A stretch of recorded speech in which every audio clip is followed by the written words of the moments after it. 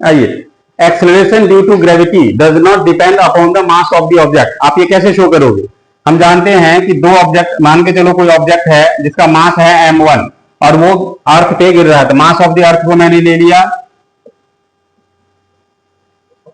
m और object मास ले लिया जो फ्री फॉल हो रहा है ऊपर से नीचे के m1, तो F इक्वल टू क्या हो जाएगा, जी m इंटू में m1 अपॉन में डी स्क्वायर, जहां पे डी जो है वो है रेडियस ऑफ द अर्थ।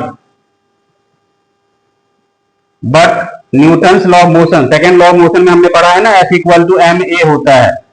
अंदर ग्रेविटी में अगर जाओगे तो यही mg हो जाएगा। मास ऑफ द ऑब्जेक्ट तो m1 है, तो यहाँ पे भी m1g होगा, तो दोनों फोर्स इक्वल होना चाहिए। देयरफॉर m1g की जो वैल्यू है वही value g m1 m into में m1 अपॉन में डी स्क्वायर होना चाहिए। तो m1 से m1 कैंसिल हो गया, तो हमारे स्मॉल g की वैल्यू क्या आ गई, g m अपॉन में डी स्क्वायर, जहां पे g है acceleration due to gravity, capital G हमारा है यूनिवर्सल ग्रेविटेशनल कांस्टेंट, m हमारा हो गया मास ऑफ द अर्थ, d हो गया रेडियस ऑफ द अर्थ। आपने देखा कि जो एक्सेलरेशन ड्यू टू ग्रेविटी का फॉर्मूला आया है इसमें मास ऑफ द ऑब्जेक्ट कहीं नहीं है।